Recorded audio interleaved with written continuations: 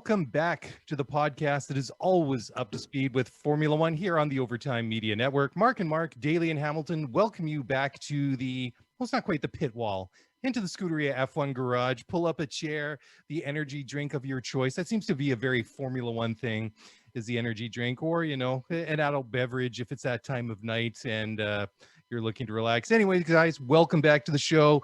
We're here to talk about what we like to talk about each and every day of our lives, and that's Formula One. And Mark, busy week in Formula One. You know, this has to be the most news-filled off-season that there is, or just the journos out there just writing more because everybody's bored as hell at home in the midst of COVID restrictions anywhere. Either way, it's a win for us because lots of things to talk about this week. Yes.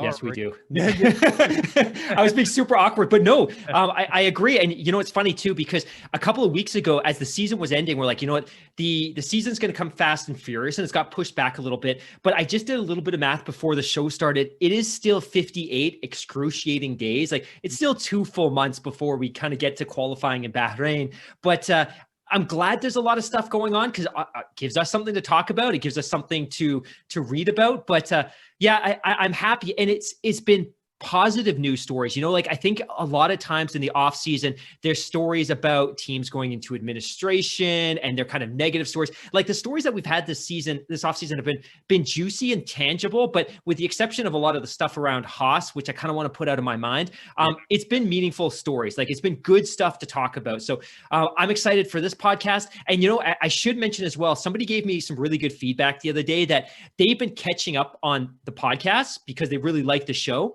but they'd accidentally been listening to some many months old episodes. And their recommendation is we should probably call out the date at the beginning of every episode. I'm like, hey, that actually kind of makes sense. So I would love if we could start to throw in that, hey, you're listening to this podcast probably Friday, January 29th. It's 28th when we record, but you'll probably listen to it on the 29th or later. Exactly. By the time it drops and it gets uploaded everywhere, it's going to be on the 29th. And I can't believe we're almost a month. We got the first month of 2021 behind us. It actually kind of it's crazy. Smashed me in the face. I'm like, where did the last 3.5 weeks go? Like, really, guys, it's a little bit frightening. But hey, before we get into the news for this week, I wanted to do something that we've been a little bit neglectful about recently, and that's to jump into the mailbag. We've had a couple of really good emails lately. First one I want to read out is from Paul Edgar out in Brampton, Ontario. Anyways, Paul has to say, hey, boys, love the podcast. I listen as soon as it hits Apple Music podcast library, even if it means having to delay listening to my other subscriptions. Hey, this email started off great. Anyways, Paul goes on to say, correct me if I'm wrong here, but Lawrence Stroll's ownership of the newly named Aston Martin F1 team, is this not the second Canadian to own this team? I did some history tracking of this team, and before Aston Martin, it was Racing Point. Before Racing Point, it was Force India. Before Force India, it was Spiker F1. Before that, Midland F1, which was owned by Canadian Alex Schneider. And all of this having started by Eddie Jordan and Jordan Grand Prix. Hell of a lineage. Just found it interesting. Thanks, Paul in Brampton. Yeah, I checked it out, and absolutely, he's nailed on the head. And I'd actually forgotten about some of those connecting pieces in between there. And what, like he says, what a lineage. I mean, you go back, you look, Jordan came into F1 in 1991.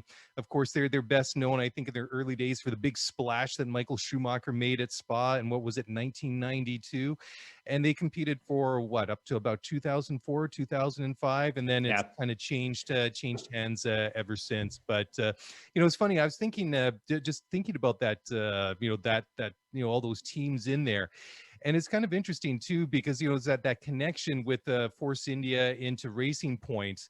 And Jordan was always kind of one of those sort of middle of the pack kind of teams that could kind of surprise on their day, but with a little bit more kind of like party rock and roll kind of attitude. And I think that had to do a lot with Eddie Jordan himself. So that was kind of a really cool one. But thanks for that, Paul. And I just want to show you guys something here. I'm going to try and get it onto the camera if you guys can. Well, obviously you guys watching on YouTube will see it. So this is kind of cool.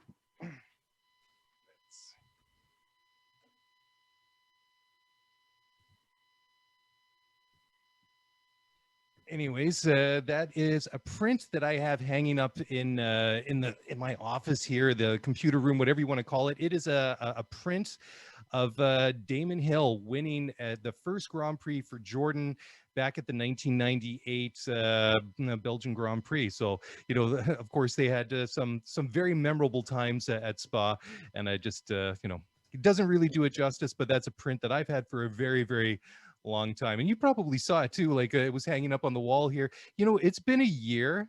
Yeah. It's been a year since we did our first collaboration as Flash F1 and Scuderia F1. And I mean, gosh, this last year has gone both fast and slow at the same time. But great email, Paul. Thanks for sending that in.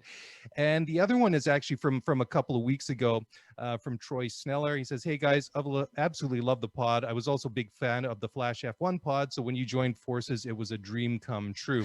Anyways, Troy has a really good question here, just about technics and the technical side of Formula One. And actually, we're not going to push it to one side on purpose, but I think I'm going to save this one for one of our season preview shows in a couple of weeks. I think that's the perfect opportunity. So Troy, thanks for reaching out. We'll address that in a couple of weeks once we got all the cars out there and we're doing some serious groundwork for the season ahead. So, Mark, where do we want to start? There's a lot of things here, but I think maybe we would be a little bit remiss if we didn't maybe start right off the top and deal with the one big outstanding issue that's kind of bridged a season and an off season and almost into the new season.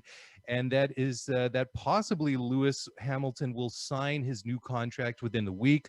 Toto Wolff, team principal at Mercedes, said that there's some legal, what he called curveballs, have been kind of thrown up in getting this all done. But it sounds like it's going to happen. And, as we've said a couple of times over the past weeks and months, that if it didn't happen, it would be absolutely earth-shattering. So it sounds like, with the things kind of bubbling up to the surface, that it could just be a question, just a matter of days now before it finally becomes finalized and made public. Do I live up to my promises most of the time? No.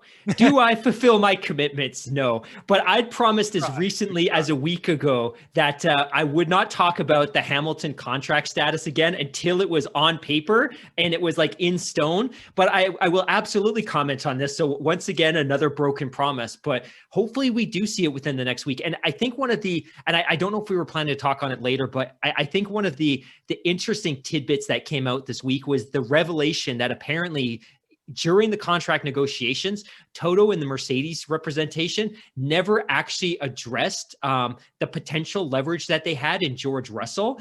And it was funny because it was almost as if Mercedes were leaning into like, hey, look how classy we are. We didn't bring that up. But to be totally honest, if I'm Hamilton and you did bring that up and you tried to leverage the negotiations with George Russell, I think you're putting some friction in the relationship that may never go away. So to me, that was more just common sense that they didn't do that. But please, this is one story I really want to put to bed. And honestly, I want to put it to bed because I really want to dissect it, because I think that the terms of the agreement will tell us a lot about what Hamilton's intentions are over the next couple of years. Like, this is a guy, we all know about his $40 million penthouse in New York. We all know that he has a huge compound in Colorado, and that's where he ultimately wants to retire because it's a short distance to LA and to Vegas and to Austin and all those kind of places. So we know he's got some big plans, but I'm really excited to see what the terms of this deal are. Not so much the monetary terms, but the length of the deal. Is he going to commit to a year? Is he going to commit to 2? Is he going to commit to 3? Or is it potentially going to be a 3-year deal that has a driver option after every single year? Because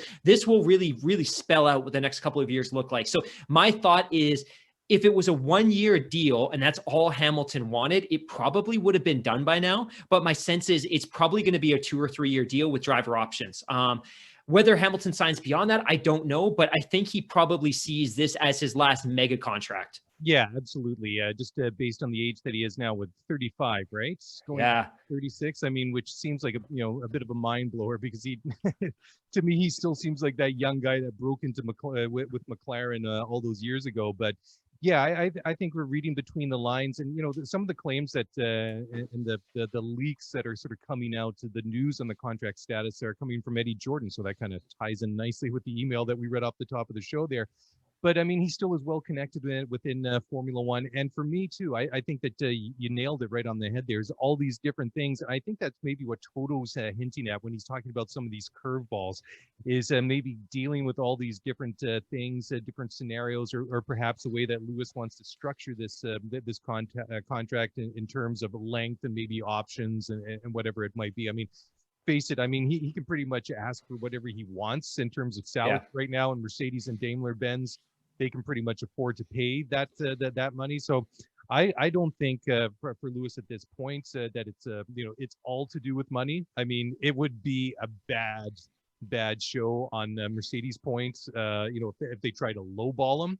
And I don't think Lewis at this point in his career needs to go with the hometown discount. I think he's no way.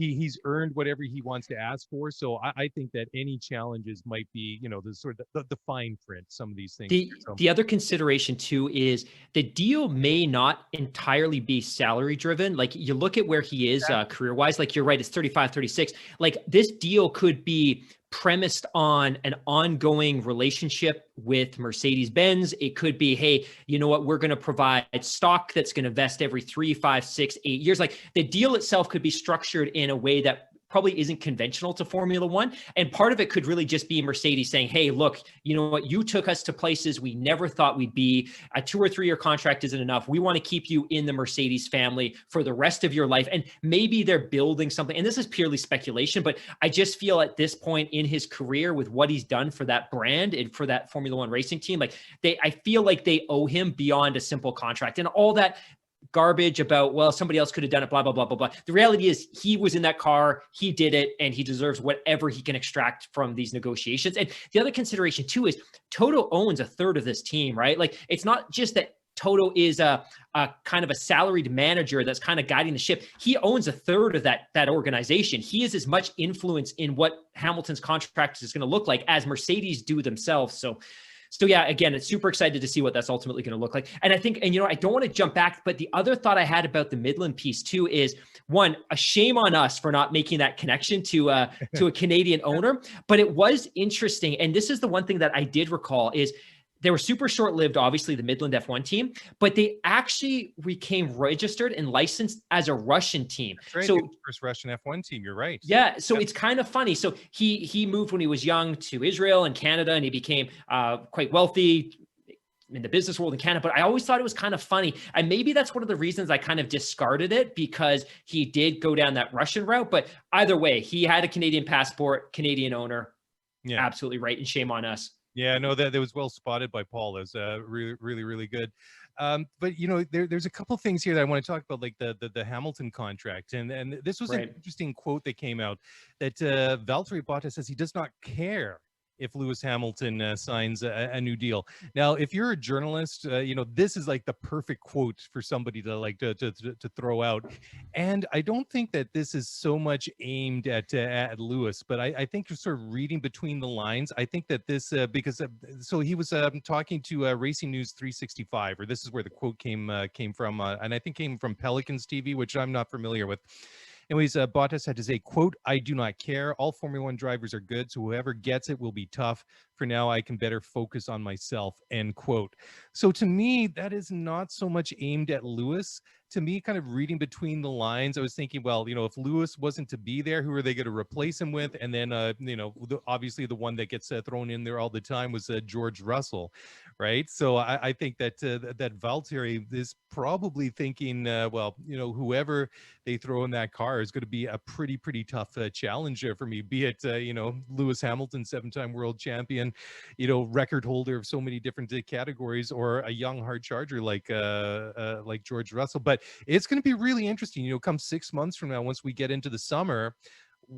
That's usually sort of like that sort of time of the year when Bottas is renegotiating his contract, his latest 1-year deal with the Silver Arrow. So that's going to be interesting to see how that plays out over the year, and the news, or maybe the lack thereof, that comes out over the course of the season regarding Bottas and his contract status with them for 2022. So I thought that was kind of a neat quote. But definitely, I think that I think he's looking over his shoulder. I think he's feeling a little bit of pressure to hold on to that seat. You got to wonder too, and I've thought about this in the past. how many of the questions that Bottas has kind of fielded over the last 3 or 4 years has been related to something outside of his control, right? So again, I don't feel bad for the guy. He's a millionaire. He's part of the Formula One world. He's driving the best car on the grid year in and year out. But I do wonder how many of the questions he gets are about his future, are about Lewis Hamilton. And I think maybe there's a little bit of frustration here as well. Like there's different ways you can answer that question, right? Like, hey, I don't want to, you know what, it's team policy. We don't comment on other drivers. I'm happy with whoever's here. Hamilton's a great teammate, but the I don't care, I think is just he's probably a little bit frustrated. And it's tough to put the quote into context when you see it on paper, right? Like for all we know, it's a super abrasive reporter that's badgering him and things like that. But ultimately, I don't feel bad for Bottas, but you know, I think he's in a position where he's regularly having to defend his presence on that team. And you know what, you and I have talked about this, like that's only going to continue this year. He's on a 1-year deal. I don't see Mercedes re-upping. And maybe they do ultimately, if we learn that Hamilton's disinterested in continuing on past 2021, anything's possible. But if Hamilton secures a 2 or 3 year deal and he's committed to 2022, I got to think that it's going to be George Russell's seat the next year. And until that's confirmed, poor Bottas is going to be facing that question day in and day out in every media pen and in every media availability. And hopefully for his sake, his publicist and his agent will try to keep him out of that sphere a little bit so he can keep his head on the racing piece. But yeah, interesting quote for sure. Yeah, context really, really does matter. Now, the next one, sticking with Lewis Hamilton, I thought this was interesting, but maybe not a surprise. He said that he would not have won another world championship had he stayed with McLaren. And of course, Lewis won his first world championship with McLaren all those years ago, back in 2008. And it's really kind of cool. The picture that I saw, this one was actually a quote they pulled off planetf1.com. And it's really cool. There's a old school picture of Lewis wearing the sort of gray and orange Vodafone McLaren overalls. It's Lewis as we remember him, but not the Lewis that we kind of like we're familiar with right now. But it's really cool. I remember actually going to Japan in 2007. I remember in Tokyo 2007 seeing a lot of Tag Heuer posters and advertising, and seeing Lewis as the poster boy even way back when. So they obviously knew that or hoped that he was going to be something big, and ultimately he did. But I don't think that there's really too much of a surprise that Lewis would say that had he stuck with McLaren, that he would not have won another world championship.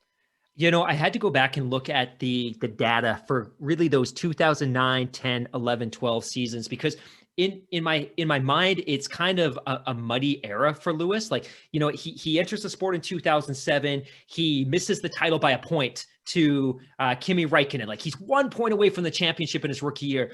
In 2008, his sophomore year, he ultimately wins the driver's title, but he does it at the last race of the season with just a couple laps after poor Felipe Massa and Ferrari started celebrating. Like, it was a crazy conclusion, but ultimately, like, he enters the sport and he's a dominant force right away. And then by his third season, he's 5th in the championship, and then 4th in the championship, and then 5th, and then 4th. Like, he kind of dropped off. And in my head, that there was a real period of struggle with the car, struggle on the track. He was absolutely a tabloid sensation. When you look at that 2009 to 2012 period, he was in the papers and he was in the tabloids for all the wrong reasons. And I think when he sits down in 20 or 30 years or 10 years and he does a biography, I think he's going to be pretty humble to admit that there was a lot of distractions in his life in terms of his celebrity lifestyle. And I think we all remember that 196 km/h speeding ticket he got in France. Like, there was a lot going on, and I think the media latched onto it. But those years, between his departure from Mercedes and that title weren't terrible, right? Like, in 2010, the title decider came down to the final race, and ultimately Sebastian Vettel won it. But he had the opportunity to win that championship going into that final race. And I don't think people remember that. And, I think as late as if I look at this here, even as late as 2012, he won 1, 2, 3, 4 races in that car. Like, that wasn't a particularly uncompetitive car. But I think the quote is accurate in the sense that if he'd committed to Mercedes and they'd made that transition to Honda, there was nothing he was going to be able to do. And then he would have wasted potential, and I shouldn't say wasted, but he would have foregone the prime of his career to drive an uncompetitive car. And I don't necessarily think he would have stayed. I think he would have recognized that this isn't a tenable situation, but he probably wasn't going to transition to Mercedes at that point because they would have had a successful driver pairing. But yeah, I think the quote is accurate. So that was a long, rambling way of stating that, yes, he would not have won another title with Mercedes. Yeah, but McLaren.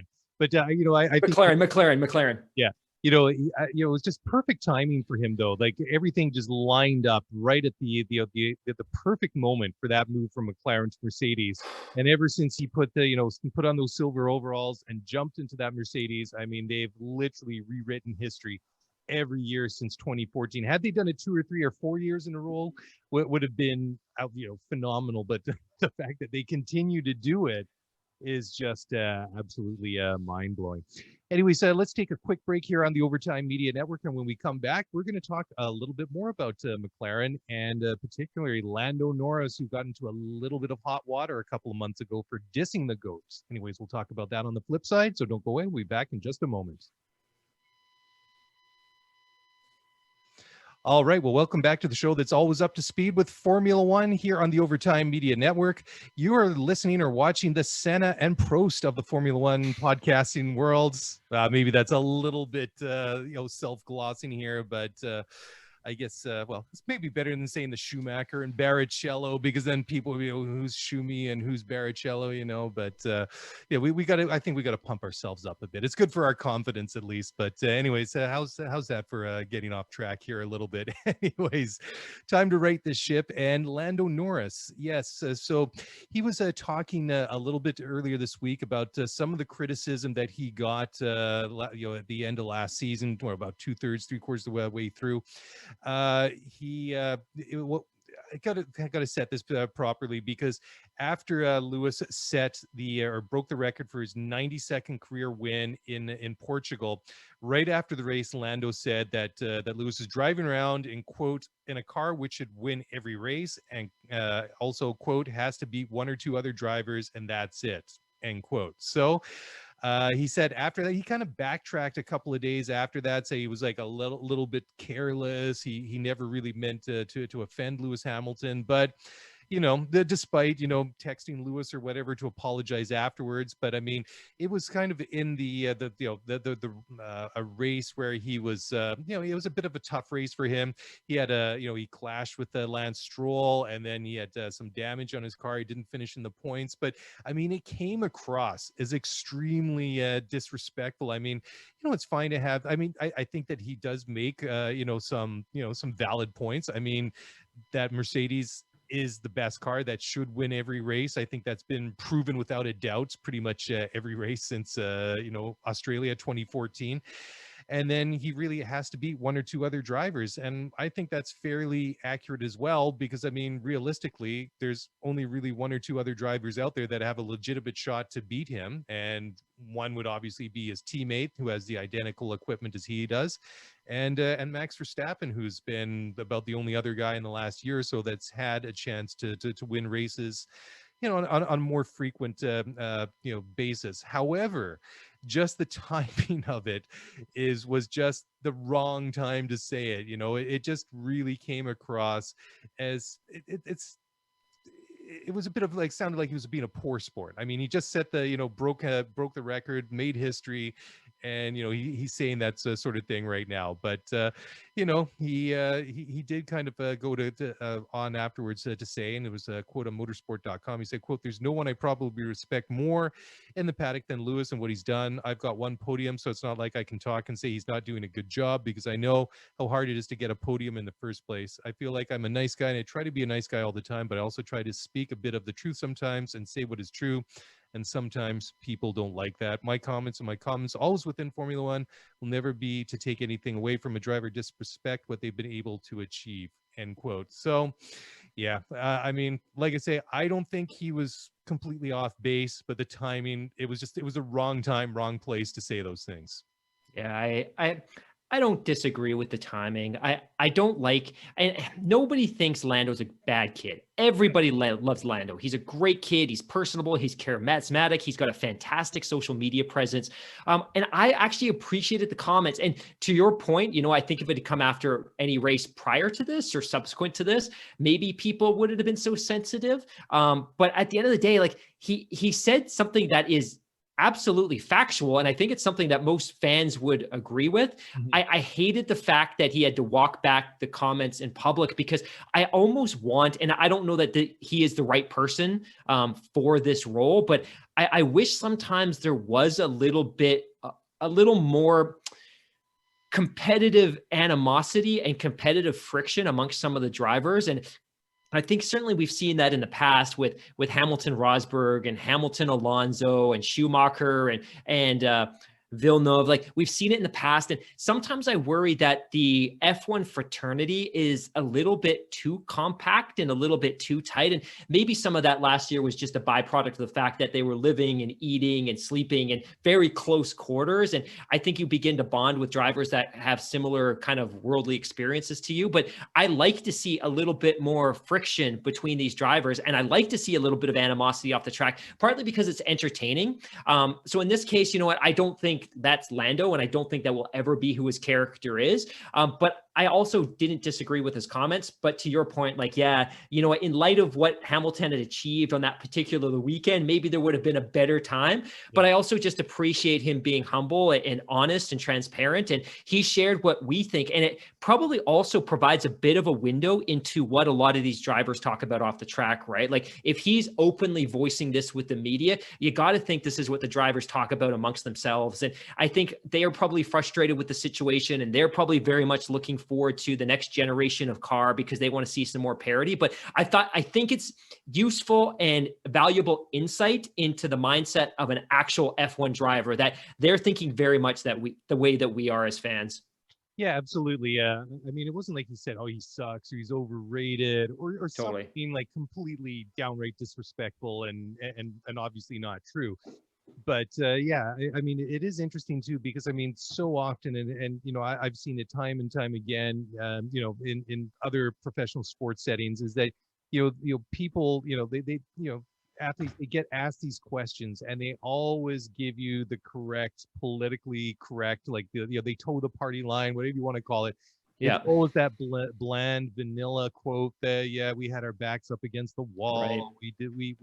We dug deep and we played hard, or whatever it is. Right. And it's almost, you can almost predict what they're going to say. So it's refreshing in a sense that that, you know, he said what was on his mind. You know, that, you know, it probably would have been better maybe just to give it a bit of a space to say that. But though, however, like you say, I think it is an interesting window, because every once in a while you'll see an athlete or a driver that, you know, they'll say something that is actually, you know, genuine and something Totally. that's very insightful. And I think that was something that that was really came out from that quote from Lando.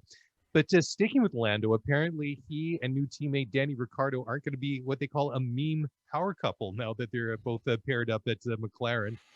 And I have to admit that I hope that they don't try too hard not to be like the meme power couple, or at least play, because I mean, they both have a great sense of humor. They're both you know, two very good drivers.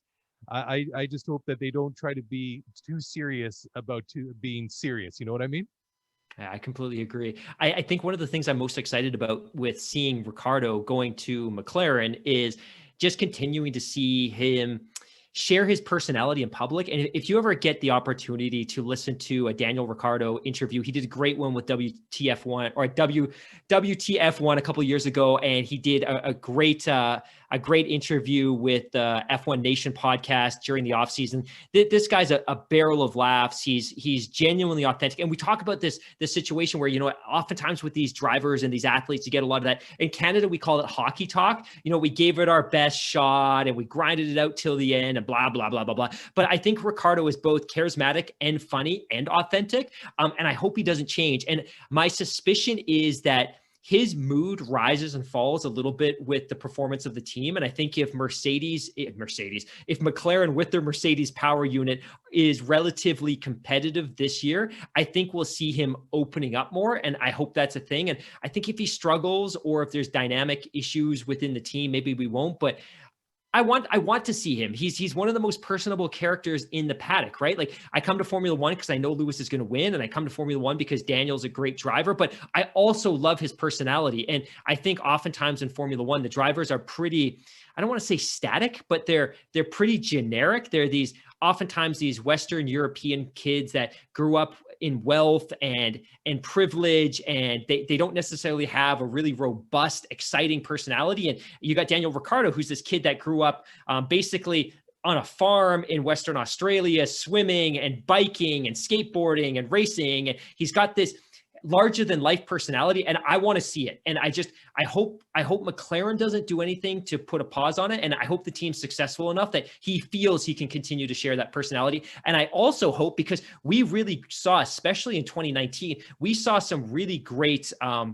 really great dynamic between Carlos Sainz and Lando Norris. And I think that was a big storyline that season, was that they're both young and they're fun and they get along and they joke in the paddock. And I hope Daniel Ricciardo, and I expect that Daniel Ricciardo will be that same kind of serve that same function.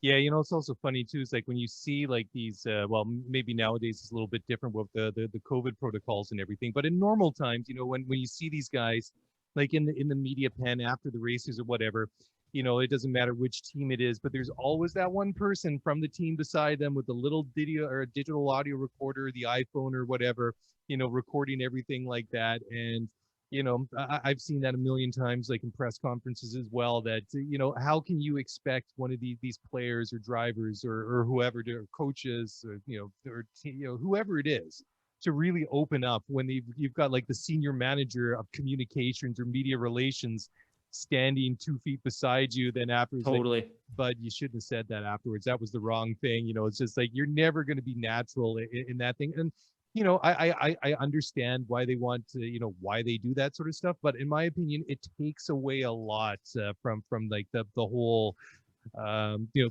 whole, if you want to call it, genuineness of like an interview. Of course, in a couple of minutes, you're never going to really get a real in-depth interview. But I find that when you have a situation like that and you have like the media dude from the team standing right beside you, you're going to be more guarded. And I often think it's a shame. But I was just going to say, I do want to plug, and I promise I won't do this too often, but I want to plug an interview that Daniel Ricciardo did with the Beyond the Grid podcast back in December 2019. There's two parts to this podcast that are particularly compelling. One is when he tells a hilarious story about teaching his young, I can't remember if it's his young nephew or niece, how to swear. That's hilarious. But the other one too is he actually shares, and this kind of speaks to how transparent and authentic he is. Yep. He talks about the experience when he phoned Christian Horner to tell him that he was leaving Red Bull and that he was going to Renault. And he basically shares like, hey, you know what? I called him. I said, I'm leaving. And he laughed because he thought it was so absurd. And he's like, no, man, I'm actually leaving. I'm going to Renault. And Christian Horner's like, oh my God. So like, it's a great, super insightful podcast, because again, sometimes you get these drivers that do these interviews and I listen to them like, and I'll be fair, I listened to a Lance Stroll interview recently and I'm just like, I turn it off. It was like, he's there and he's present and he's polite, but he's not giving anything. Yeah. And I listened to this Daniel Ricciardo interview and he gives and he gives and he gives. So plug to Daniel Ricciardo. Didn't mean to cut you off, but please track down that Beyond the Grid podcast from December 2019. It's fantastic. Yeah, you can't go wrong. And the thing too is, just sticking with Danny Ricciardo is, if you go back to that season, one of the the Drive to Survive on Netflix, quite a bit, sort of like behind the scenes, one-on-one stuff with Danny Ricciardo. I thought it was really cool because you kind of get to see him away from the track. I thought it was very interesting, some of that stuff, in and around that time when he was, obviously thinking about it and then, organizing that move to Renault. I thought it was really cool. And, it's always nice to see these guys away from the track, kind of a little bit more personal setting. That's why I think that series is particularly good, both those seasons. That was the episode, and correct me if I'm wrong, but that's the episode where the camera crew follows him back to his parents' house in Australia, and they're doing the barbecue outside. Yeah, I thought that was really great, and I thought I think increasingly what makes Daniel something of an exception in the sport is he's relatable in a way that Nicholas Latifi and Lance Stroll and some of these other drivers aren't, just because they may be great and charismatic and reasonably accessible, but they come from a background of wealth and privilege. So they get opportunities that a lot of us maybe don't. And Daniel Ricciardo didn't come from a background of wealth or privilege, and he did it the right way. And his parents sacrificed to give him the opportunity to compete in karting. And, in that podcast as well, he talks about the fact that there was a point where his dad's like, man, if you're not going to take this seriously anymore, we as a family can't continue to sacrifice to give you that opportunity to go out every Sunday and race if you're not going to be fully invested. So yeah, I think that's another reason he's so relatable. But again, sorry to interject again. That's okay, because whatever I was going to say, like just now was, it's gone now. So it obviously wasn't anything important. But what is important, McLaren, sticking with them, they've actually revealed their launch date for the MCL 35M. It's going to be on the 15th of February. So just a little bit more than 2 weeks. Wow. So that's pretty exciting. I mean, we're almost right into it. I mean, you said a little bit earlier, 58 days until the first Grand Prix, but it starts to get a little bit real when you think, hey, in 2 weeks from now, we're going to have some car launches and stuff like that. And that's always a great time of year. But also, what I thought is very interesting about the new McLaren for this year is that the fact that they're making the switch from the Renault to the Mercedes power unit is that they've basically designed what they're calling a brand new car for 2021, just to be able to mate that engine to their car. And it's basically a brand new chassis. And apparently this is interesting too. So most of the teams have kept roughly about 60% of the platform, the car that they had from last year, that they're carrying over to this year.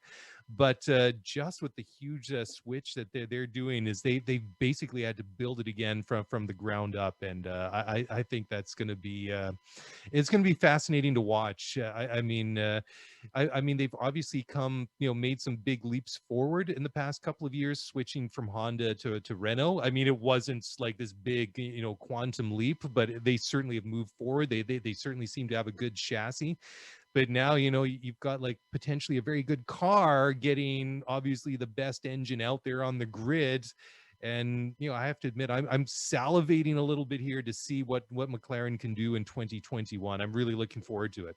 Yeah, there's some real financial considerations here too, right? When you talk about the fact that we're now entering an era of a cost cap, and there's only certain components that can be carried over versus certain components that have to be kind of rebuilt and redesigned. And I think one of the things that we've discovered is that McLaren is carrying over literally every conceivable nut, bolt, screw, carbon fiber component possible to kind of make this financial requirement fit. The other thing too is, and one, I am super excited to see what McLaren can look like next year with a Mercedes power unit. But the other thing I was thinking earlier today too is we often forget that McLaren started the turbo hybrid era in 2014 with a Mercedes power unit. Now, I don't think that there's any value that they can extract from the fact that they ran a Mercedes power unit 7 years ago, because the cars are fundamentally different. The aerodynamics are different, blah, blah, blah. Everything's different.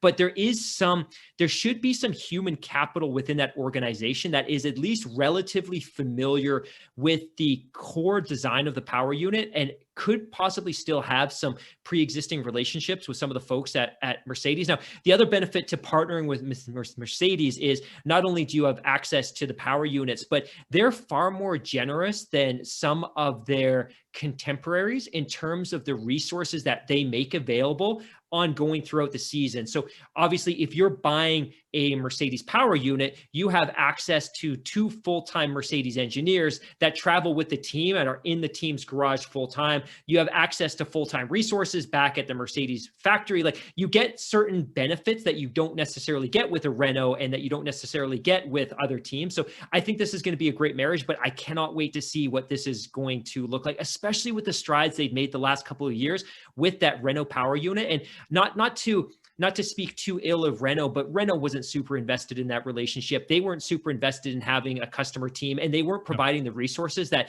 McLaren are going to get from Mercedes in this partnership. So it's super, super, super exciting to see. And to your earlier point as well, you're right. Like, we're 2 weeks away basically from seeing the first of the cars start to appear. And that's when stuff really starts to get real, right? Like it Yep. may be 60 days out from the first race, but a ton of stuff happens between now and then. We see all the new cars, we see testing, all sorts of exciting stuff. Absolutely.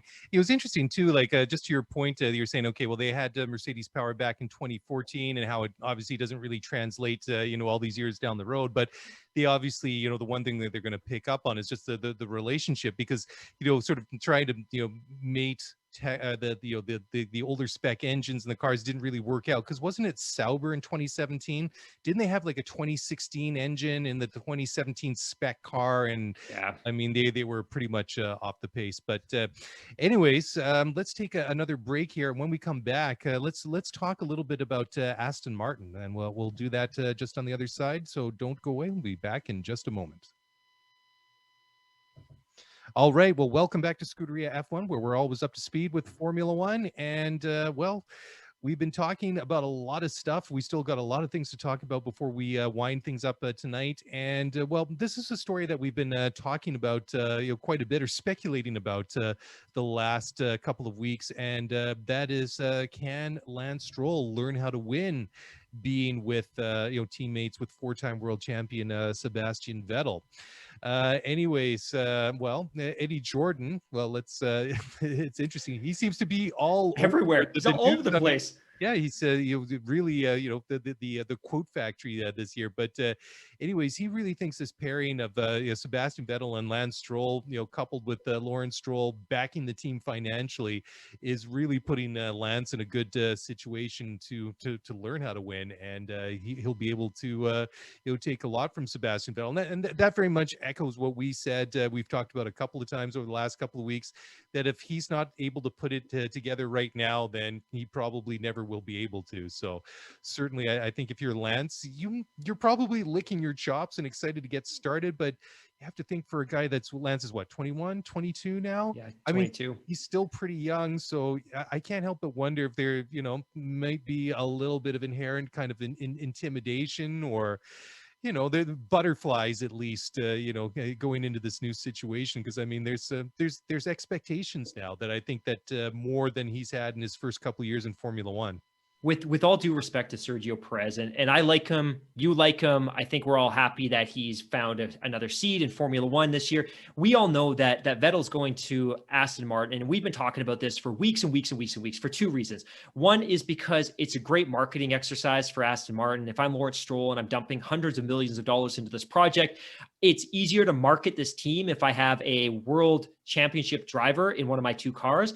But I think bigger than that is, obviously, I'm really invested financially to the tune of hundreds of millions of dollars in my son, who also drives for this team, developing to a world-class standard, to be competing for world championships. And if you have the opportunity to bring Vettel in with the understanding that part of your role is going to pass on your knowledge and help nurture Lance, then I think that's a good gig. So I think he's there partly for the marketing opportunity, partly because he's still a capable driver and he's going to get as much out of that car as possible. He's going to be able to pass a lot of really powerful information onto the engineers, but also just because I think it's going to be a strong mentorship role for him with Lance. And I think with everything that his dad's done in terms of pairing him with a driver like Vettel, who's at a stage in his career where this is probably something that he would be invested in doing, in terms of all the money he sunk into the team and the factory and the cars and the staff and the people capital. If Lance can't be successful despite all of this, then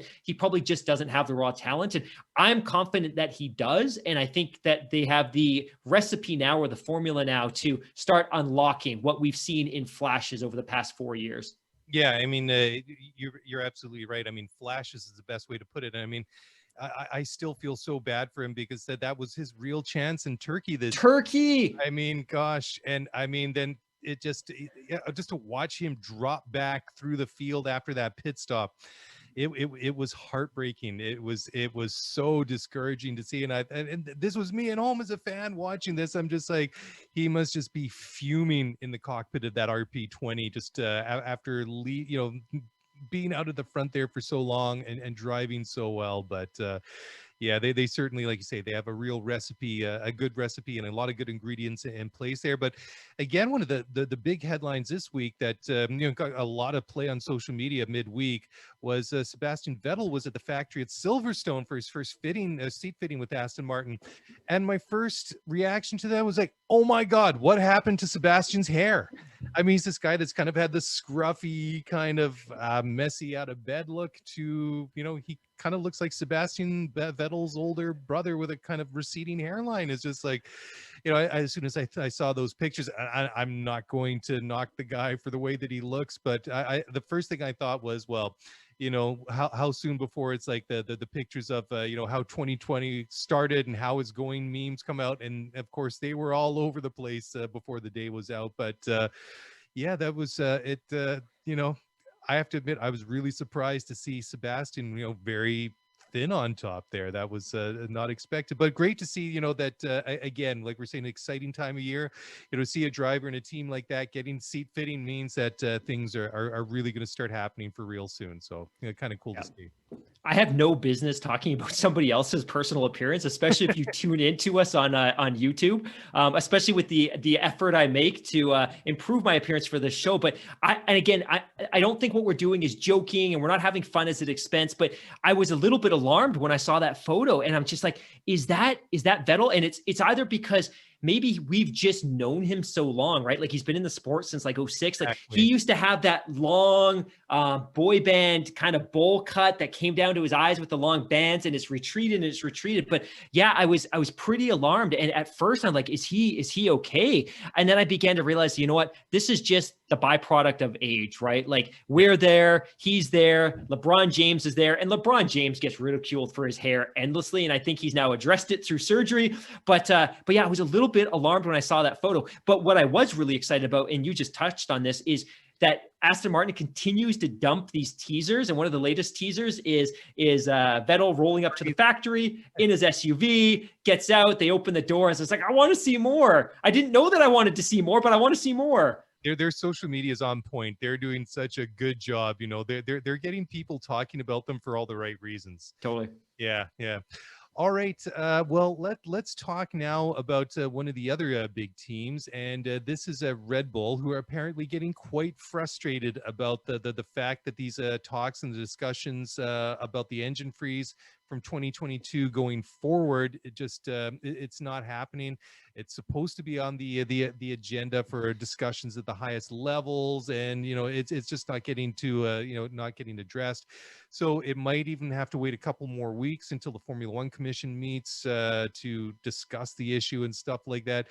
And I have to admit, I completely understand why they would be upset about this and be frustrated about this, because as we talked about, I believe it was last week on the show, that I think this is an absolute top priority for Formula One. It's absolutely a top priority for Red Bull. And if they're putting it off, I mean, especially in this day and age that you can get, 5, 6, 10 people in a room in a Zoom meeting, it should be easier than flying people all in from all over continental Europe or wherever it is. It should be easier now than ever to get people to sit down and discuss something like this. So I completely understand why they're frustrated about it, because I just get the vibe that they're not treating it with the sense of urgency and importance that I believe that it deserves and warrants. Yeah, this is total garbage. I'm not even a Red Bull fan, and I'm genuinely frustrated. There's no conceivable way that this shouldn't have been tabled and addressed weeks ago. Red Bull's in this really difficult position, right? Where, our engine suppliers leaving the sport, we're willing to pay whatever it takes to buy that IP so we can produce the engines and become a works team and potentially become a supplier to other teams, right? Because that should be the FIA and Formula One's biggest fear, is that you continue to lose engine suppliers. And if the Alpine project doesn't work out, what's to say Renault's not out of the sport in 2 or 3 years, right? Like, you need teams, or you need people producing engines. You don't want to be IndyCar where you have to rely on two providers. You can't survive with a Honda and a Chevy. Like, one of the things that makes this sport so great is that you have so many different manufacturers competing and producing different formulas, but it's a real detriment to the sport and the credibility of Formula One as the elite open wheel racing series if you continue to hemorrhage engine producers. And you have Red Bull, who have the financial resources to do it, and all they need is a commitment on the engine freeze timelines. Like,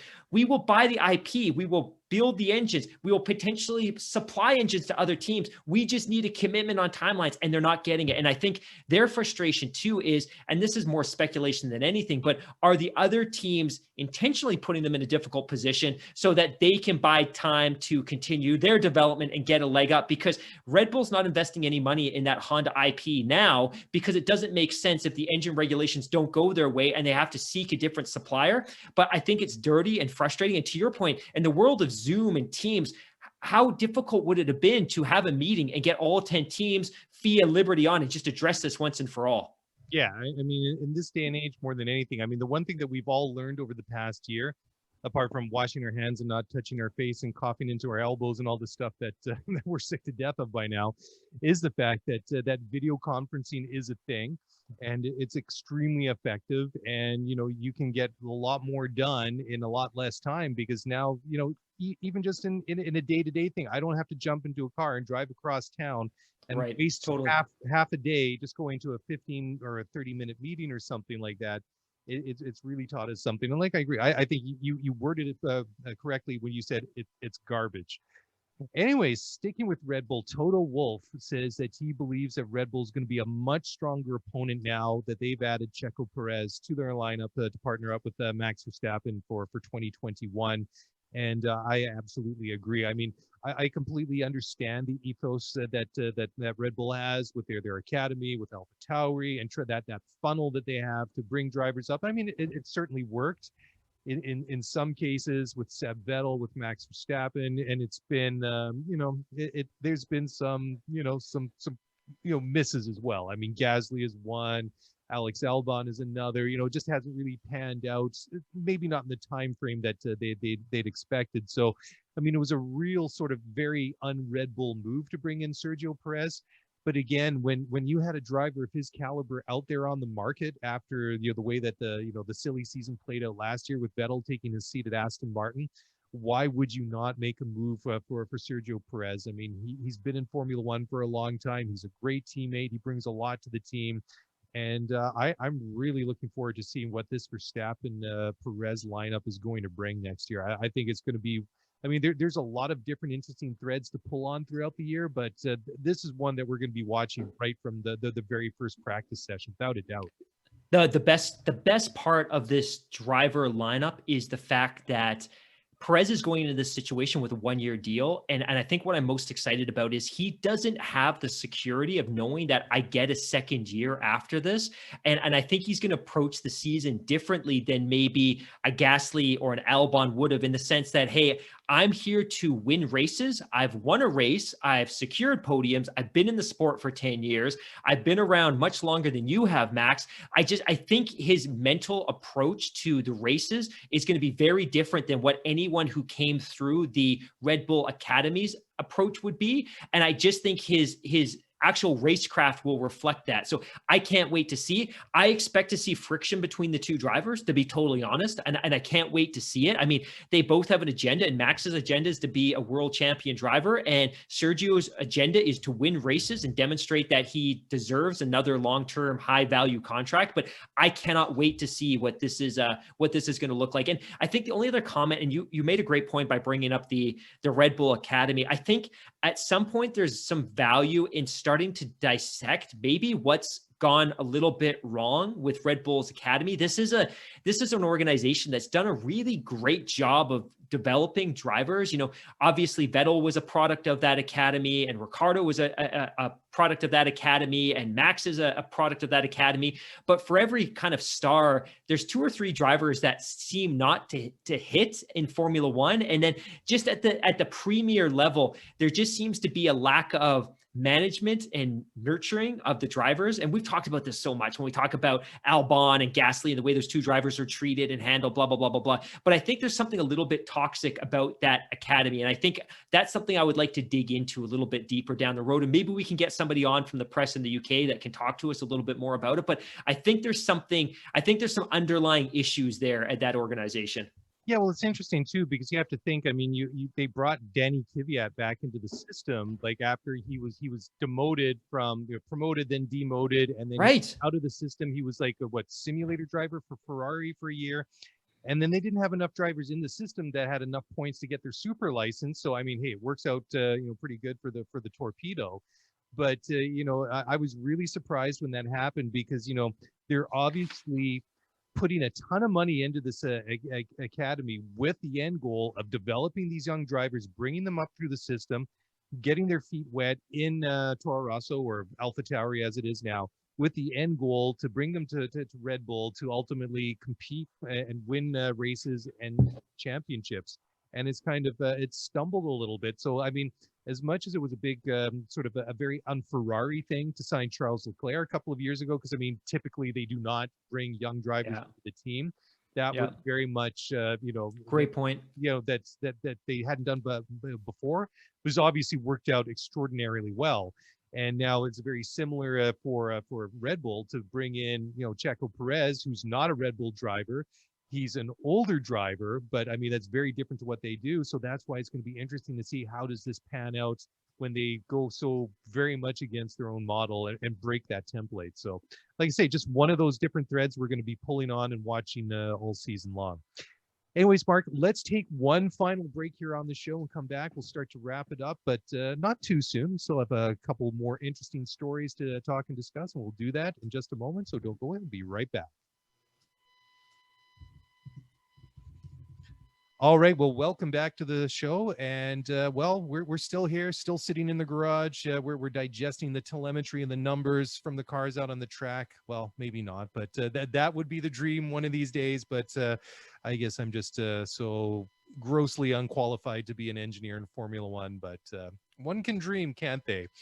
Anyways, this is one that really caught my eye earlier this week. And this is a Ferrari team principal, Mattia Binotto, saying that he doesn't believe the Scuderia can capitalize on the change of the rules in 2022, much like Mercedes did in 2014.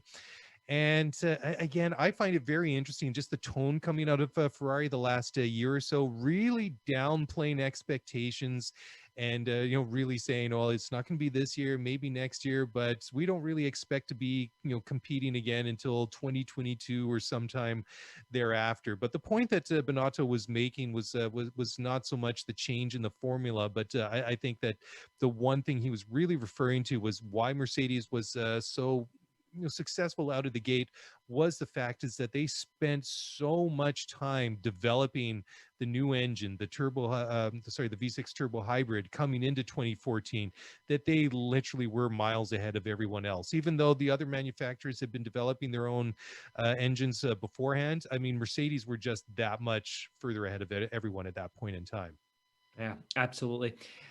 I struggle with Ferrari. I appreciate that from a leadership perspective, you're probably better off to demonstrate a little bit of humility in public. And this isn't the first time we've seen this, right? I think the challenge for them is they were grossly criticized throughout most of this year for their performance. They were grossly criticized throughout 2019, despite the fact that their performance wasn't terrible, but they were grossly criticized because of their mismanagement of their driver situation. I think they're kind of setting expectations early, which is, hey, look, we don't expect to be hyper competitive for all the reasons and we know what those reasons are. It was because the FIA had concluded that they were doing something suspicious with their power unit during 2019 and they were caught. But for that reason, the fact that they're adapting to the new cost cap era and the fact that they've got two relatively young drivers, I appreciate what they're doing, and I think they have to hedge their bets a little bit. I think what the press wants, and I think what the Scuderia faithful want, is that they're going to come out and claim that they're going to compete, but that's not realistic. So I actually appreciate and respect the position that they're that they're ultimately taking on this. The other consideration too is just kind of in the language of the cost cap. One of the other things that you and I had talked a lot about recently is the fact that Ferrari's in this unique position because even though with the implementation of the cost cap, they're probably going to lose headcount, their full-time equivalent headcount is probably going to drop. But because they have great relationships with obviously Alfa Romeo / Sauber and the Haas team, that they have that opportunity to kind of distribute some of their headcount among their partner teams. But that said, I do agree that I think they're doing the right thing by kind of hedging their bets in terms of communicating what their expectations are for this season. But that said too, I get it. And you make that great point about the fact that Mercedes was just leaps and bounds ahead of everyone else in 2014. That was 7 years ago, and these teams have had enough time to develop power units and catch up. It's unfortunate that the way that Ferrari ultimately did that was by cheating. But anyways, that aside, I'll stop bringing that up. Oh man, full disclosure here, I have a soft spot for Ferrari, but that's that whole engine thing. Oh my God, it still bugs me. That whole secret deal and things like that. If it bugs me, I can't imagine what it does to people like Christian Horner, to Toto Wolff, to all the other, like guys like Gene Haas and Gunther Steiner, and anybody that's, or the Ferrari customer teams. The whole situation, it just bugs me a year down the road. It just and what we don't know though is we attribute that performance to cheating in 2019. We don't know if they were doing that in 2018. 2016. Yeah, we don't know, right? Because remember 17, 18 especially, they were hyper competitive. Yeah. And imagine if they'd managed to secure one or both of those championships and then they were caught cheating a year later, like the damage that could have done to the sport. Like, it's actually really fortunate that they didn't win that title, because if they had and then they'd been caught cheating, like the reputational and optical damage to the sport could have been pretty significant. One of the podcasts that I really enjoy listening to, I highly recommend, is called American Scandal. And I just listened to the series that they did about Volkswagen, the defeat device. Oh, wow. And all that. And, it's about a 5 or 6 part mini series. Very, very well done. And I've often wondered, was perhaps, and this is pure speculation, was it some sort of engine mapping thing? Was there some way that they were able to get around? Because the whole speculation was like they were burning more oil than they should be, even though that the engines, the power units were getting inspected by the FIA and all that, and they were supposedly legit and everything like that. So I was wondering, was it not so much the physical way that the engines was being built, but were they doing something sneaky, somewhere else? And that's what it was. So that I'm just gonna plant that seed, but whatever it is, they've paid the price, and they really paid the price on the track in terms of results from basically the latter part of 2019 and all the way into this year as well. I'll just add one other quick piece, and I know we're running late, but you just made a point that really resonates with me. I think a lot of people, myself included, were frustrated that there wasn't a financial penalty associated with the catch, but in a sense, there kind of has been, right? Yeah. Like, they hemorrhaged cash this season, and they're going to hemorrhage cash next season because where they're going to finish ultimately in the Constructors' Championship. So even though there wasn't that kind of monetary 50 million euro slap on the wrist, they're taking it either way because they're not going to be able to cash in on those championship points. Exactly, 100%. I mean, it's a fine in a different form. But sticking with the Ferrari, I mean, Carlos Sainz had his first test with them this week. It looks a little bit funny to see him, but in the red, but it suits him. It looks good. He looks happy. Totally. It's an unforgettable run for Ferrari. And I mean, let's face it. I mean, it is the most iconic mark in the world when it comes to motor racing. I think that everybody would, given that opportunity, would love to race for them. And I mean, like we said before, what with Mick Schumacher coming in to race for Haas and everything that the potential story and that could bring in itself. I mean, I don't think that suggesting that Carlos might be under pressure is too far of a stretch, which we've talked about before. But certainly wish him well, and it's going to be interesting to see what that delta between Charles Leclerc and Carlos Sainz is going to be this year. By the way, I'll just add that it was a bit of a jerk move that Ferrari had him testing the 2018 spec SF71H. And I think Charles was even piloting the 2017 car. Like, hey guys, get a dose of this. And by the way, when you roll into preseason testing, the car is going to be a shell of what you experienced in January. Like, that's a bit of a jerk move that Carlos's first sensation in a Ferrari car is something that won't even be remotely relatable when he actually gets to Bahrain in February and March. Yeah, that's yeah. I have nothing to add to that. Yeah, I think that's a good point. Anyways, Ross Brawn, the managing director of motorsports at Formula One, has re-signed. He's got a new contract to stay with Formula One under Liberty Media. So I mean, he's been there for a couple of years. I mean, he's been on board basically ever since Liberty Media took over from Bernie Ecclestone a couple of years ago. And I think it's really good. I think that Braun is one of these guys. He's obviously an extremely smart guy. He's got the history in Formula One. He's been there, done that. And he's the kind of guy that I think you need somebody like Ross Brawn in Formula One, because I think it's better with somebody like Ross in the sport than without. I mean, of course, one of these days he's going to say, "Hey guys, I've had enough. I'm going to retire and go home and watch from my couch." And of course, that's another story. But I think he brings just a wealth of knowledge and experience that Formula One needs. Yeah, I think maybe the only disappointment that I had was I had been.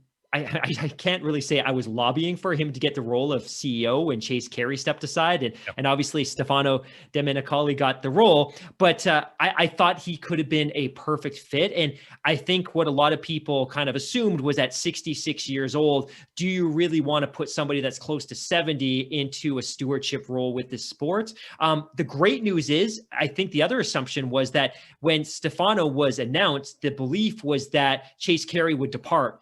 And I'm very, very, very thankful that the two of them have been able to kind of renew a relationship that they have going back to their shared Ferrari period, to be able to lead the sport. Because I think I feel like Ross Brawn is in a lot of ways the backbone of Formula One over the last 20 or 30 years, right? Like, this is a guy, he's with Benetton from 91 to 96, wins a couple of titles. He goes to Ferrari from 97 to 06, wins 6 constructors and 5 driver titles. He goes to Honda in 08. The team basically folds. He managed to put together a consortium to buy the team, turns it into Brawn GP. They wedge a Mercedes engine into the back of it. They win a title. He then spends the next 3 years helping to build up the Mercedes project. And unfortunately, he leaves before he can taste any of the successes. But everything he has touched in the sport has turned to gold. And Formula One is better for having him. And I'm very, very thankful that they were able to find a way to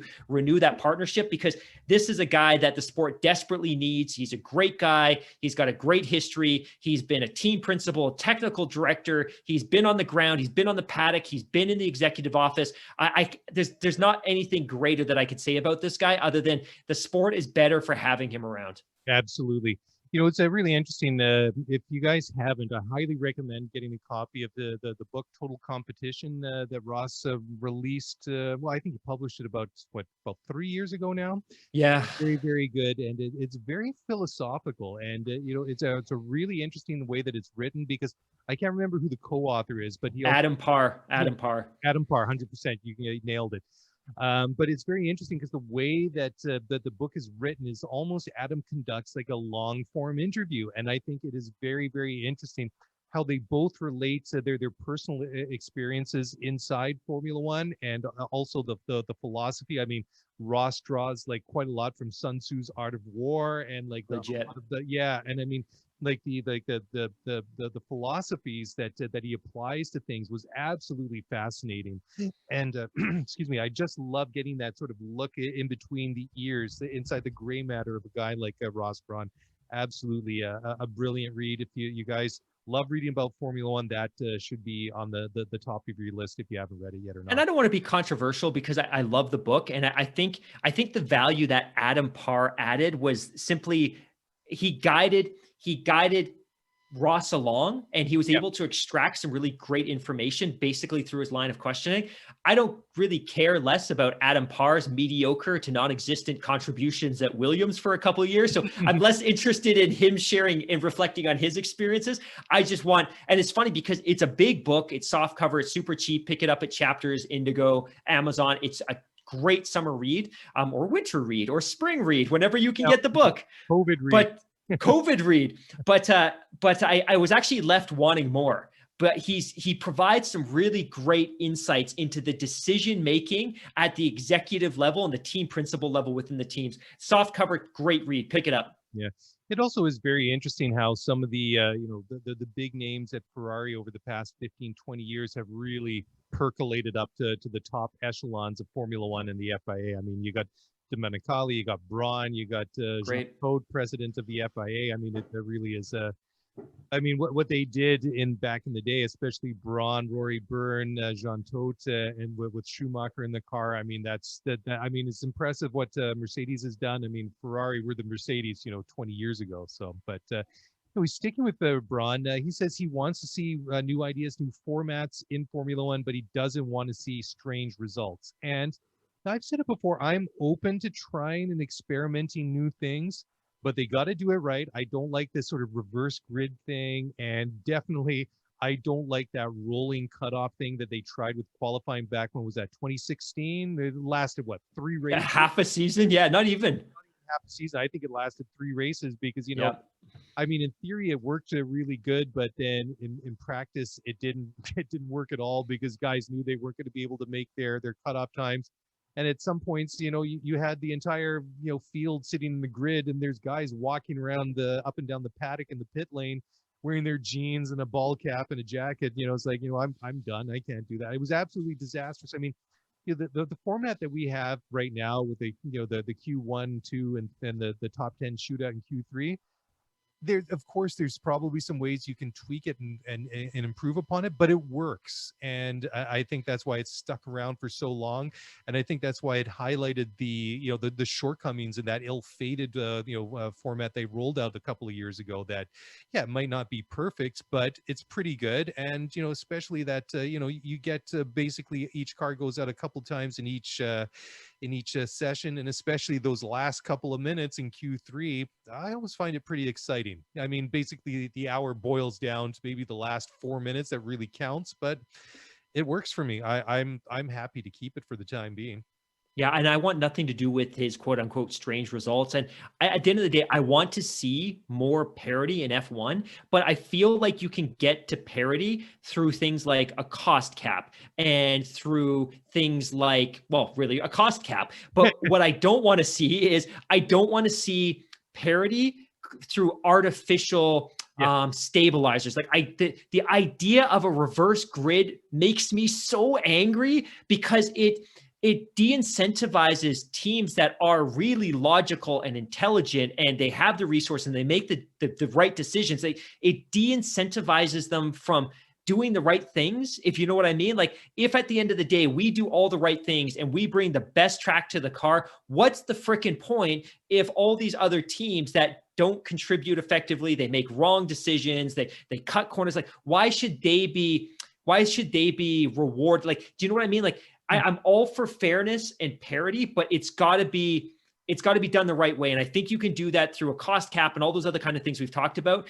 Funny results and reverse grids and putting a sprinkler on the track halfway through a race is total garbage. And I want none of that. And I'm happy about the fact that that's kind of where his mindset is. I also appreciate the fact that, and he's alluded to this a couple of times over the last couple of weeks, is maybe we can look at rotating some, and I think you're probably going to get to this, but if we're going to have a 23 race calendar, what if we had 4 or 5 wildcard races and we rotated 4 or 5 events every single year? So just like we used to have the European Grand Prix, and that was kind of a shared event that would bounce amongst cities and countries, like maybe there's the opportunity for more things like that. And that I'm totally cool with. Mm-hmm. Yeah. The other thing that I think might be interesting is maybe some of these things where you have like double point races or something like that. Maybe, there's something to explore there. I mean, if there's more parity in it, I mean, if you're giving double points out to say the top three positions, but in 2021, but each and every race it's Hamilton, Bottas, and Max Verstappen, then what's really the point? Oh, great point. Yeah, I mean, there are different things that you can do and different things that you explore, but I think like the artificial means, like you say, we're saying, like the sprinklers, the reverse grids, the throwing the bags of concrete on the back of the car to like break them down, to handicap their speed. I honestly, I think stuff like that's really corny, and I think it really goes against, in my mind, the spirit of Formula One. And I don't like penalizing, as much as that I would love to see people take it to Mercedes and challenge them on a more regular basis. The thing is, don't hate Mercedes for being good for all those years. Totally. The onus is on the other 9 teams that they haven't been able to step up and challenge them on a more regular basis. So that's don't hate the player, hate the game. And the game is the current formula, if you know what I mean. Don't be upset with Mercedes, and don't punish them because they were able to maximize based on the conditions that you created, which is the current formula. So yeah, I completely agree. Yeah, I mean, that's why it's interesting, because this season, like we've said before, it's almost like a placeholder season. It's this funny season in between, but I mean, it's shaping up to be an interesting season for many reasons. But I mean, I would be lying to say that I'm really glad that they pushed the new regs off until 2022. Hell no, I really wish that we were going to see these cars this year as originally planned. Of course, it didn't work out that way, but whatever. Anyways, Mark, I'm going to throw it over to you for the very last story of the night. You brought it up originally this week, so I would be, well, I don't want to say stealing your thunder, but you take this one away. If there's one thing I'm good for, it's pop culture references and pop culture news. I'm big into celebrity gossip. I'm big into music. But one of the things that I've always found a little bit remarkable is the fact that despite the fact that Formula One has this really great, rich history, there hasn't really been a lot of motion pictures that have kind of taken place in the world of Formula One. I think we were really blessed in 2013 with Rush. I still, to this day, I still don't know how that film ever got green lit, because the target audience was basically you and me and a couple of our listeners. And they basically put together this $100 million film for us. And I love it, but there hasn't been a lot of films in the world of Formula One. And that's about to change. So obviously, I think we all know that the world of motion pictures and movie entertainment has changed. And streaming services like Netflix have really begun since 2016, 2017 to start green lighting and bringing big budget theatrical movies straight to streaming services. And what we're expecting to see, and we're not clear when this is going to happen yet, but probably late 2021 or early 2022 in advance of the 2022 F1 season, is Netflix is actually filming a fictional crime film that takes place within the world of Formula One. And the concept is that an actual F1 driver is going to be recruited into this world of crime, presumably to drive a getaway car for a criminal organization. So I'm super excited. It stars Robert De Niro. It stars British Star Wars actor, and please correct me if I'm wrong, I can never pronounce his last name, but John Boyega. Did I get that right? I think so. Yeah, so it's going to be super, super cool. So the film's actually called The Formula. It's about an American F1 driver that becomes involved with the mafia and is forced to serve as a getaway driver to save his family. So it's not a particularly unique script, and I feel like I've probably seen that movie a number of times, but just the fact that it's going to take place within the actual Formula One world, and apparently there's some licensing agreements and things like that, so it's not going to be a generic racing series. It's actually going to be Formula One. I'm super pumped to see this. I'm expecting, based on some people I spoke to earlier today that are a little bit closer to the production, that Netflix is hoping to drop this immediately prior to the 2022 season as something of a marketing play. So super pumped to see it. Well, yeah, and you know what the thing is, I mean, Netflix. I've been really impressed with the vast majority of their bigger ticket productions, series and films over the past couple of years. Well, I mean, they won an Oscar for one of their productions. Well, I'm the worst person in the world for this sort of thing, but I mean, they've obviously put a lot of money into their production. So I expect that this is, well, I mean, when you get somebody the caliber of Robert De Niro involved, it's going to be good. So totally, yeah. Just some of the funny clips that I keep watching is some of the Graham Norton show and on BBC, and some of the clips they have with Robert De Niro, because I mean he's very you know, I mean, he's an interesting guy, but I mean, he's not as animated and as, you know, as a lot of other people, but he's still a great guest. So I think this will be a good one to watch. But hey, Mark, I think we finally got through it, you know, an hour and 15 minutes later. It is funny too, just before I sign off here, you can tell immediately when we paired up and joined forces right at the end of the season, because the shows, when I was doing them solo, went from about 45 minutes to 50 minutes. Now they're about an hour and 15 minutes long, but hey, it's working. I'm enjoying it. The numbers for the downloads are good and the views are good. So I think we're hopefully, you know, crossing fingers, doing something right. And on that note, thank you all for listening on the podcast. Thank you all for watching on our YouTube channel. If you want to get in touch, by all means, send us an email at scooteryf1pod@gmail.com or tweet us at scooteryf1pod. And that's it. That's a wrap. Enjoy your weekend. Enjoy the week ahead. And we'll talk to you guys very, very soon. Bye for now.